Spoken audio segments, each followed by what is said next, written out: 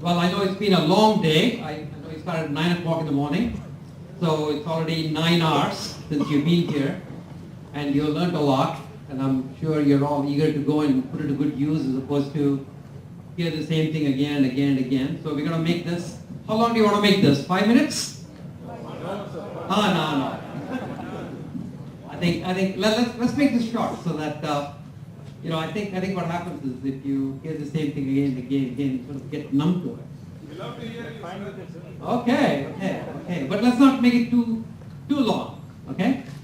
So, maybe what we can have is we can just have people just stand up and shout, right?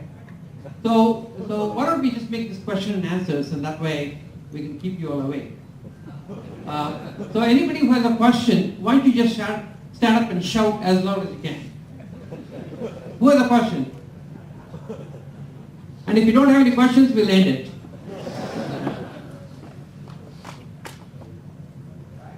Okay. Sir, we want you to lead the Hubli Dharwad task force kind of a group and ensure the growth of the state. Well, actually, I have a good answer for that. I don't live here. I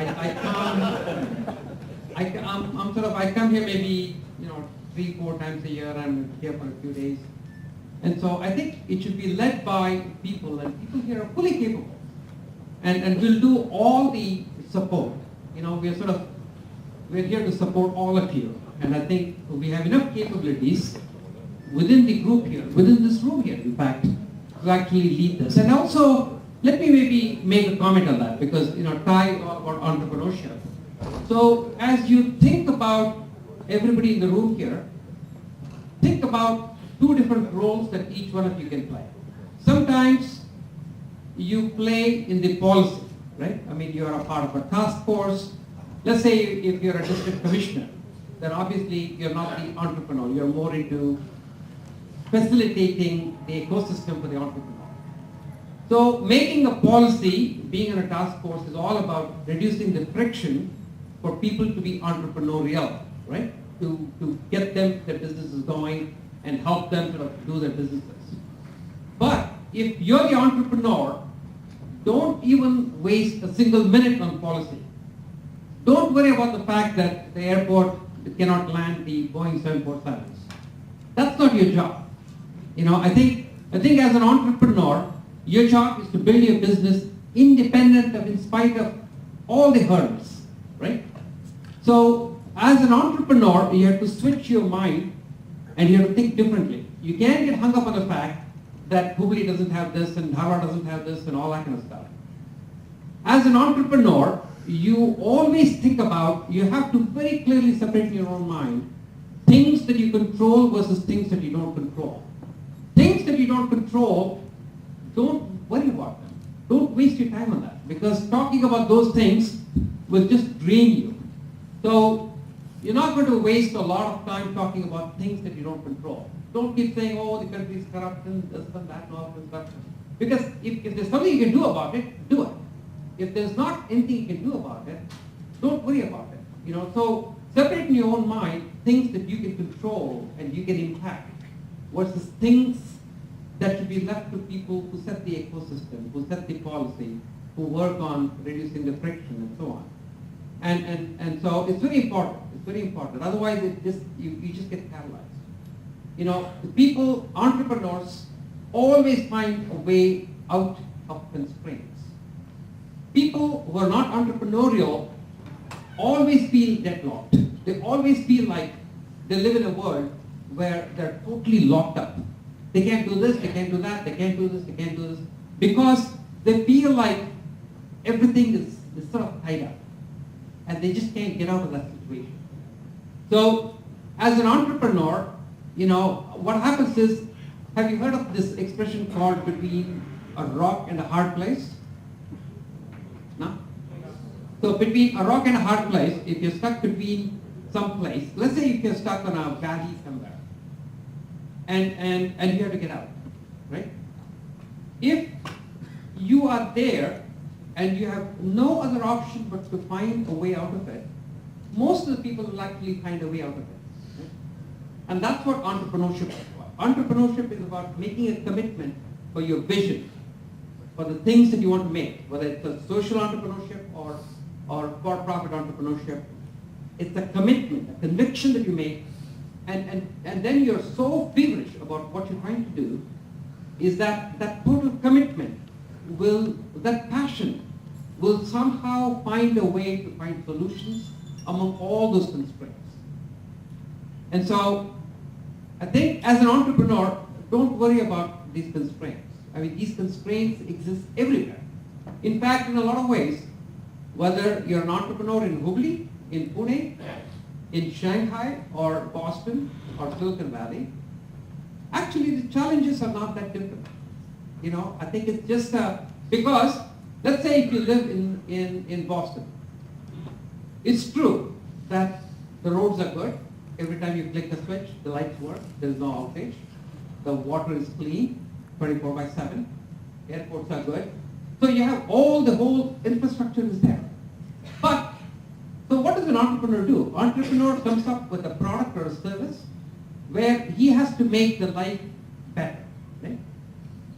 But then the game gets up so high, it becomes extremely competitive. So you have to come up with an idea that is so profound that you actually have an opportunity to do something with it, that idea.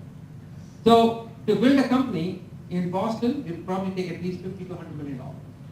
If you have to raise $50 to $100 million, your idea better be very, very profound. Your team better be world-class. And so it's just hard to be an entrepreneur when the infrastructure is all there and the competition is very tight.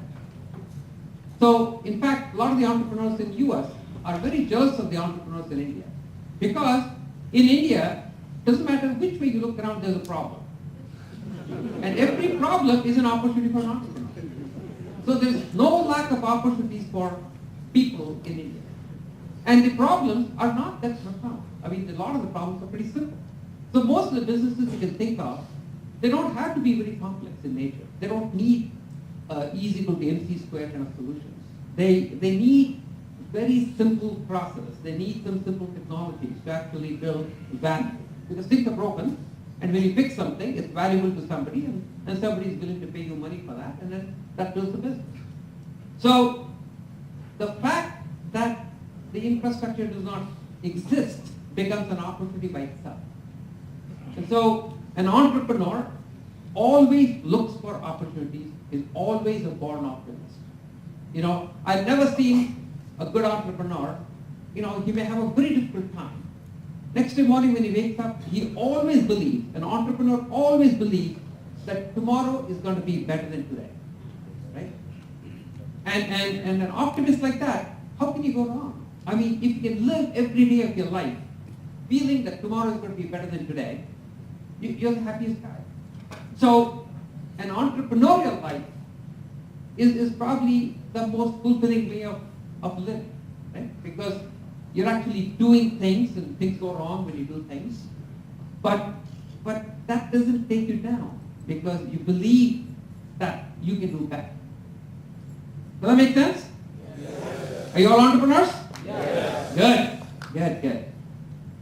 And even if you're not, each one of you start a company, you have to be entrepreneurial in everything you do. Whether it's things that you do in your family, whether it's things that you do in your company, or things that you do in educational institutions, you can be entrepreneurial. So don't forget that. So don't confuse TiE to be only people who actually start a company. Because for every one person who starts a company, that company needs about 100 or 1,000 or 10,000 entrepreneurial people to fully leverage what that entrepreneur started. And so we need a lot of entrepreneurial people to actually build the economy and build the sort of the energy within the economy. And so TiE is all about uplifting that entrepreneurial spirit in everybody. That was a long answer for one question. Who wants to ask the second question? Yes. Good evening, sir. I'm Nikhil. I'm one of budding engineers, civil engineers. I'm in my final year now. After completion of my engineering, I'll go for my MTech 2 years, and after that, I want to be an entrepreneur. And the basic thing, there are two questions which I want to ask. After building a company, how should it be? Should it be a centralized unit or a decentralized unit? And the second question is whether go in depth or diversify a bit to sustain the company or to see future growth. Well, you're looking too far ahead of yourself. First graduate, do really well, then get your master's, do really, really well, and then when you get an opportunity to build a business, and that business, depending on the business, you'll make all those decisions. That is, I think that's a little bit of the education in being entrepreneurial. When you're an entrepreneur, it's a delicate mix between being thoughtful and being visionary and actually doing things. There are people who actually do a lot of thinking. They want to think through the whole life, right? And then do things, which is good. It's good to be thoughtful. It is good to know what you're going to be doing. But at the same time, people forget the fact that actually when you start doing, the amount of information that you collect when you actually engage in the business is 100 times more than what it is before you start. Right? So what happens with most of the businesses is that almost every business, people write business plans and everything else, but after you get started, it's more than likely that you'll be doing something different than what you really thought in terms of what you're going to be doing. Because when you start doing things, then you'll interact with the customers, you'll interact with the competition, with the other things, and then you'll really find out what people really need.